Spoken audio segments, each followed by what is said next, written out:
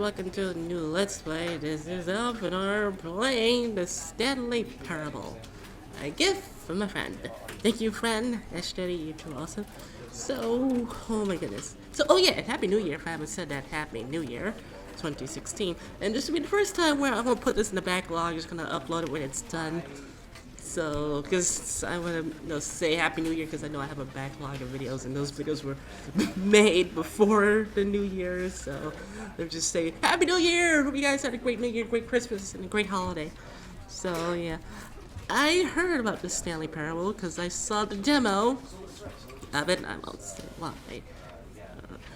Forgive me if the game started differently because I was trying to do 1080p recording and this computer is still not powerful enough to do 1080p yet. So still doing 720.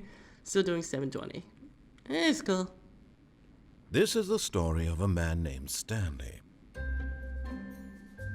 Stanley worked for a company in a big building where he was employee number 427.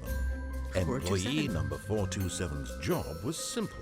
He sat at his desk in room 427 and he pushed buttons on a keyboard. Orders came to him through a monitor on his desk, telling him what buttons to push, how long to push them, and in what order. This is what employee 427 did every day of every month of every year. And sounds like a YouTube job. Considered it soul-rending, Stanley relished every moment that the orders came in, as though he had been made exactly for this job. And Stanley was happy. Oh, he's happy, and then I guess. One day, something very peculiar happened. Okay. Something that would forever change Stanley. Something he would never quite forget. Okay. He had been at his desk for nearly an hour when he realized that not one single order had arrived on the monitor for him to follow. No one had showed up to give him instructions, call a meeting, or even say hi. Never in all his years at the company had this happen. This complete isolation. Something was very clearly wrong. Shocked, frozen solid, Stanley found himself unable to move for the longest time. But as he came to his wits and regained his senses, he got up from his desk and stepped out of his office. Step out of the office, huh? So, like I said, I saw the demo of this game, and, massage keys, yes, massage. Can I use the controller? Use the controller too! Yay! Using controllers are great. I don't know if I want to use it though. We can use the massage keys. Clicky! Oh my gosh, you can hear the clicking sounds of the keyboard for a mouse. Oh boy. So yeah, and the person I saw the demo of this game was Kitty Pie. Don't judge me. I don't know. Okay. 429. 427. Do I have to remember that number? All of his co-workers were gone. What could it mean? Stanley decided to go to the meeting room. Perhaps he had simply missed a memo. A memo? Well, that door's locked. Okay, so... no matter how hard Stanley looked, he couldn't find a trace of his co-workers. Did they all die? Is this apocalypse? What's going on? Where are my employees? Oh, please. Are you really just doing this for the achievement? Click a door 5 times. Is that all that you think an achievement is worth? No. I can't just give these merits away for such little effort. A measly 5 clicks. Now suppose you were to click the door 20 times. I would say that's the kind of effort that warrants recognition. Oh, really? So, 1, 2, 3... I have to say, I'm still not feeling the satisfaction of witnessing true effort for a noble cause. Perhaps 50 clicks will do. Yes, almost certainly. 50 clicks? 5! No, but I'm still not feeling that. I want this achievement to have meant something. It has to be a true reward for valiant effort. I want to see some hustle, Stanley. I want to see commitment, a willingness to go all the way no matter what the cost. Why don't you go put 20 clicks into door number 417? 417? But this door... But I want to get this door. It's right next to me. Please? 2 hours later. Oh, fine, Mr. Narrator. Oh yeah, and I actually checked on Steam. There's actually an achievement to click a door 5 times. So that was hilarious. Hello? Anybody here? Hello? Janet, you left your computer on. Oh, okay. Who is going on? Nobody on YouTube? Any files for me? Nothing for me to click? Oh, no, that's so shy. But it's a shame I can't do a 1080p. Sorry, not ready yet. More locked doors. Oh my gosh, this coworker must have said, "Oh my gosh, coffee!" Maybe that's for coffee, because who leaves their desk like that unless there's free coffee? 417. Come on. Great. Now, go click a few times on door 437. Really? Really? Really? Really, Mr. Brad Brader? Oh my gosh. Oh my gosh. Oh my goodness. Oh my goodness. So I can't wait to see what this full game is. When Stanley came to a set of 2 open doors, he entered the door on his left. The door on my left, huh? Okay. I guess I'll go to the door to my left. 413. Nothing. Still nothing? Yet there was not a single person here either. Feeling a wave of disbelief, Stanley decided to go up to his boss's office, hoping he might find an answer there. The boss's office? Do we really have to go there? Let's see. How to solve a dispute with a coworker. I was still reading that. Oh my goodness. Okay, moving on. Okay. The broom closet.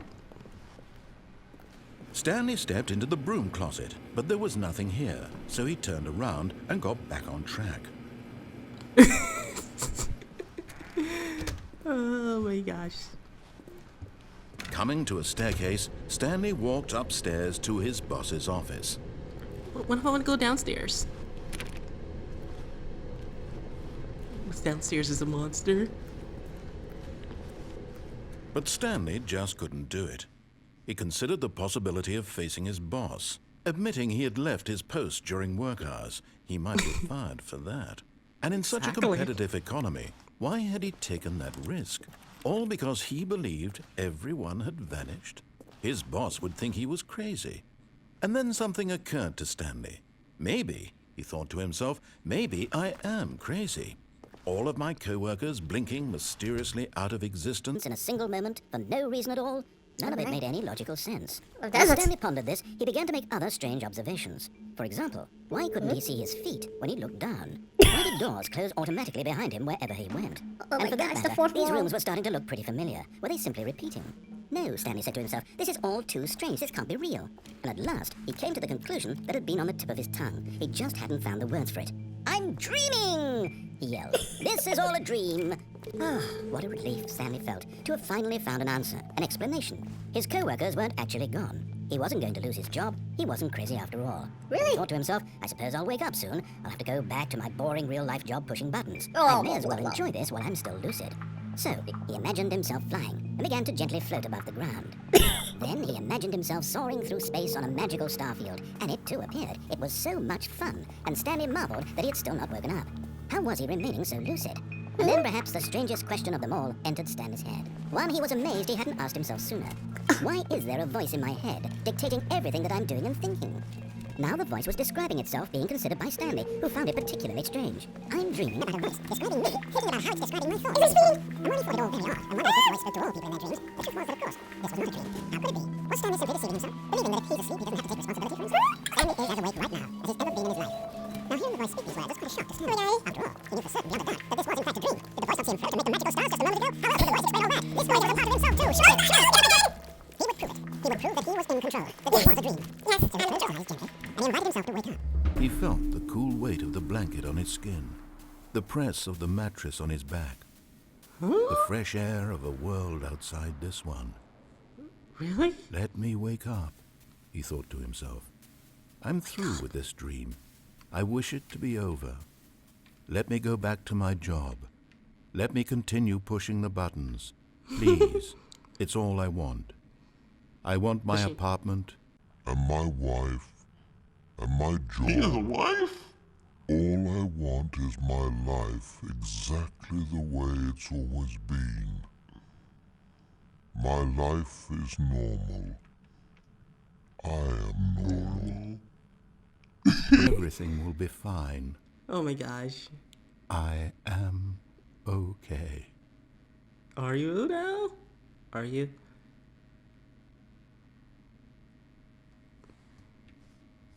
Stanley began screaming. Please, someone, wake me up. My name is Stanley. I have a boss. I have an office. I am real. Please, just someone tell me I am real. I must be real. I must be. Can anyone hear my voice? Who am I? Who am I? And everything went black. Oh my gosh. This is the story of a woman named Mariella. Oh gosh. Oh my gosh. Mariella woke up on a day like any other. She arose, got dressed, gathered her belongings, and walked to her place of work.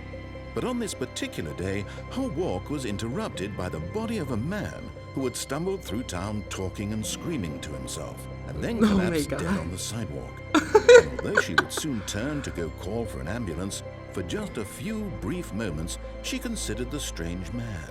Oh He was no. obviously crazy. This much she knew. Oh my Everyone knows gosh. what crazy people look like. Are we And in really gonna that go moment, there? She thought to herself how lucky she was to be normal. I am sane. I am in control of my mind. I Oh, know what God. is real and what isn't. Oh It was God. comforting to think this, and in a certain way, seeing this man made her feel better. Then my she God. remembered the meeting she had scheduled for that day. The very important people whose impressions of her would affect her career, and by Oh, my. extension, the rest of her life. She had no time for this, so it was only a moment that she stood there, staring down at the body. And then she turned and ran. She's turned and ran. Wow, you just see a body, you just run away. Logic. And it's total good logic. And we start again. Oh, why not? We can go for 30 minutes. Start the new year with a long video. Why not? Alright, so I think this is where we last left off before we branched When out. Stanley came to a set of 2 open doors, he entered the door on his left. Let's go to the right this time. This was not the correct way to the meeting room, and Stanley knew it perfectly well. Perhaps he wanted to stop by the employee lounge first, just to admire it. Yeah, let's admire that employee lounge. Let's admire it. 447. Oh my goodness, this game. And this is supposed to be the full version. Oh my goodness. This employee lounge? Oh, this is like an employee lounge. Yes, truly a room worth admiring.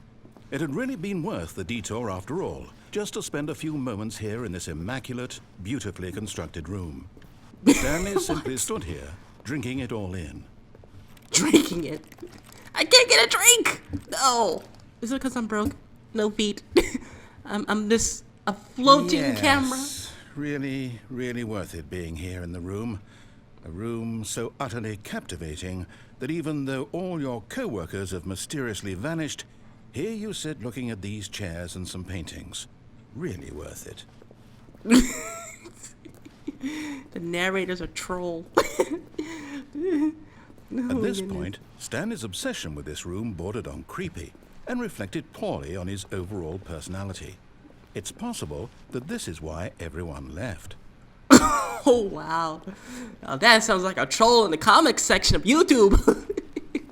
Oh my gosh.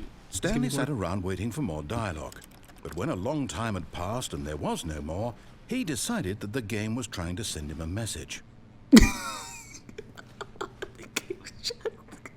The fourth wall breaking. Oh my goodness. The fourth wall. Stop breaking the fourth wall. But at last, he'd had enough of the amazing room and took the first open door on his left to get back to business. First open door to his left, huh?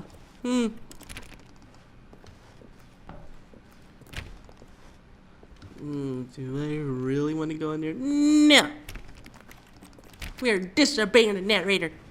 Stanley was so bad at following directions, it's incredible he wasn't fired years ago. Architectural stuff. Oh. Ooh. It's here. Let's see. Do not jump the cargo if wells in motion. Do not jump, huh? So, I'm so bad. Oh, is there anything in this door?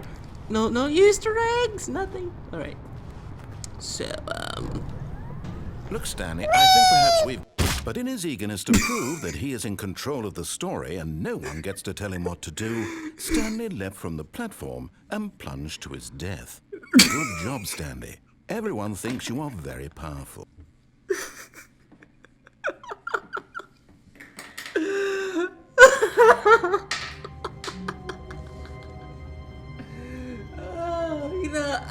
I guess I'll leave it there.